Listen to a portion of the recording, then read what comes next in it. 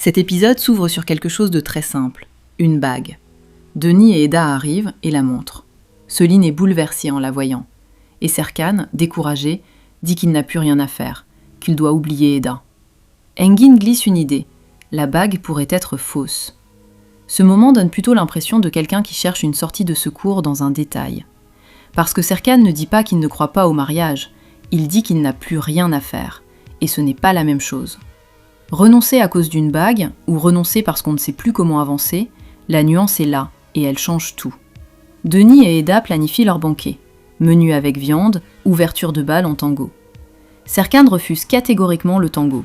Il se moque de cette passion. Ce qui rend cette scène intéressante, c'est qu'on a l'impression de voir Serkan réagir à quelque chose qui ne le concerne officiellement pas. Il n'est pas invité à ce mariage, il n'a pas son mot à dire sur le menu. Et pourtant il se positionne, il commente, il refuse. Quelqu'un de vraiment indifférent ne prend pas la peine de détester le tango de quelqu'un d'autre. Serkan avoue à Engin qu'il ne cesse de penser à Eda, qu'elle s'est emparée de ses pensées, qu'il souffre de cette obsession.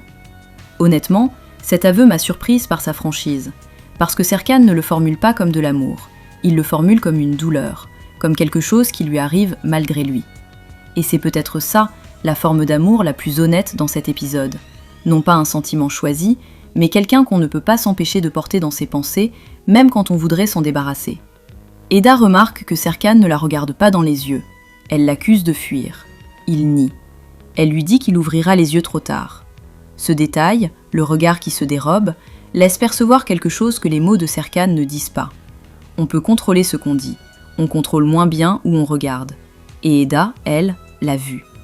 Elle lui reproche de ne plus être l'homme qu'elle aimait, celui qui ne se laissait pas manipuler. Ce n'est pas une insulte, c'est un deuil dit à voix haute, devant lui. Denis confronte Irène. Il reconnaît que son plan n'a pas fonctionné. Serkan ne revient pas vers Eda. Il lui demande si elle cache un autre secret qui pourrait changer les choses. Et il finit par lui dire ce qu'il pense vraiment, qu'il est toujours amoureux d'Eda et qu'elle devrait l'avouer. Ce passage fonctionne presque comme un miroir. Denis qui pousse Irène à dire sa vérité, alors qu'il porte lui-même la sienne depuis des épisodes. Il sait ce que coûte de garder quelque chose sans le dire. Et peut-être qu'en le demandant à Irène, il essaie aussi de se donner une permission qu'il ne s'est pas encore accordée. Irène rejoint Eda et Melo. Elle demande à se joindre à leur bataille. Et elle avoue quelque chose de rare, qu'elle a arrêté sa médication, que ça l'a rendue instable, que ça lui a fait du mal, et qu'elle en a fait à ceux autour d'elle. Elle promet de commencer une thérapie. Le plus troublant ici, c'est la simplicité avec laquelle elle le dit.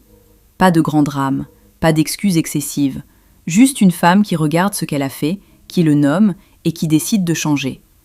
Dans un épisode plein de gens qui refusent de voir leur propre vérité, ce moment tranche. La robe de mariée arrive, elle est belle, tout le monde est impressionné. Et puis Eda l'essaie, et entre dans le bureau de Serkan avec. Elle lui demande pourquoi il veut se marier alors qu'il ne peut pas continuer ainsi. Et lui demande de baisser sa fermeture éclair. Serkan finit par l'aider. La tension dans cette scène est presque impossible à décrire. Deux personnes qui n'arrivent pas à se dire ce qu'elles ressentent et qui se retrouvent dans la gestuelle la plus intime qui soit. Lui qui baisse une fermeture éclair sur une robe de mariée qu'elle ne devrait pas porter. Elle qui lui tourne le dos et attend. Ce moment, sans un mot de trop, dit tout. Eydan, Eifer et Seifi vont chez une herboriste pour commander une potion. Jasmin, sauge, fenouil, thé matcha, anis étoilé, citron séché. L'herboriste comprend qu'il s'agit d'un mauvais œil et prépare quelque chose pour le neutraliser. Le plan, cacher la potion dans un gâteau et le servir à Serkan et Eda pour qu'ils parlent sincèrement.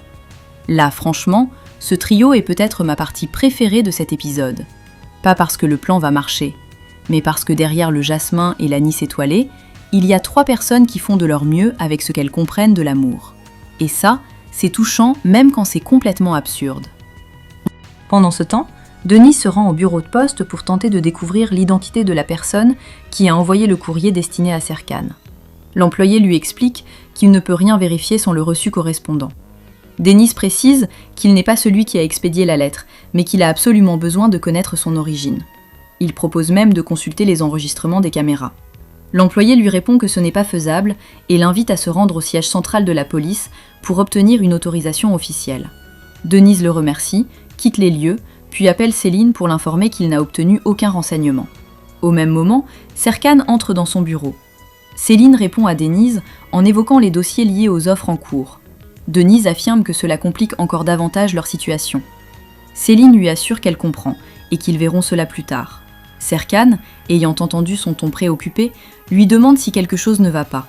Voyant Ferit descendre les escaliers, elle affirme que tout va bien et détourne la conversation en abordant le sujet du marketing. Serkan lui demande ensuite quand les panneaux liés au défilé seront retirés et Céline lui indique que ce sera fait dans la journée. Pendant ce temps, Purul se dirige vers la salle de détente où se trouve déjà Mélo. Elle apparaît préoccupée, presque agitée, et dès qu'elle s'assoit près d'elle, elle laisse échapper ce qu'elle garde pour elle depuis un moment. Elle explique qu'elle ne peut plus supporter cette tension intérieure. Elle a décidé d'aller voir Engin en face à face pour obtenir la vérité concernant cette rumeur d'une prétendue maîtresse. Pour elle, la situation est devenue insoutenable et elle refuse de continuer à se torturer l'esprit. Mélo, surprise par cette annonce, tente immédiatement de tempérer son amie. Purul confronte Engin avec le message anonyme. Elle lui demande un témoin. Il nie, blessé qu'elle puisse croire un inconnu plutôt que lui. Elle s'excuse. Enceinte, elle se sent vulnérable et a douté. Et puis Engin confronte la personne qui avait envoyé le message. Elle avoue. Ce qui rend cette scène intéressante, c'est qu'elle se résout trop vite pour être vraiment close. Purul a douté. Ce doute-là ne disparaît pas parce que la source du message est identifiée. Il reste quelque part.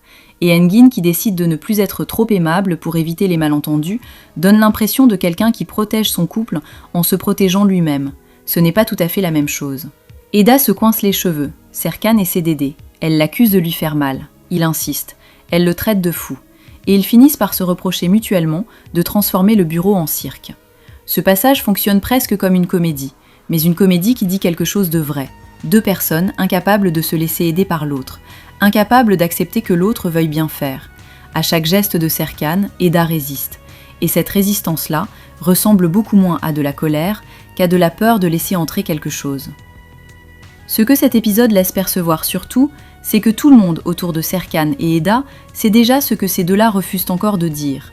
Engin qui suggère que la bague est peut-être fausse, Yeren qui rejoint la bataille, Aydan et Ayfer qui commandent une potion chez l'herboriste, Erdem et sa collègue qui parlent de donner un coup sur la tête à Serkan pour lui faire retrouver la mémoire, chacun à sa façon, chacun avec ses moyens, parfois absurdes, parfois touchants, essaie de faire avancer quelque chose que les deux principaux concernés semblent décidés à maintenir immobile.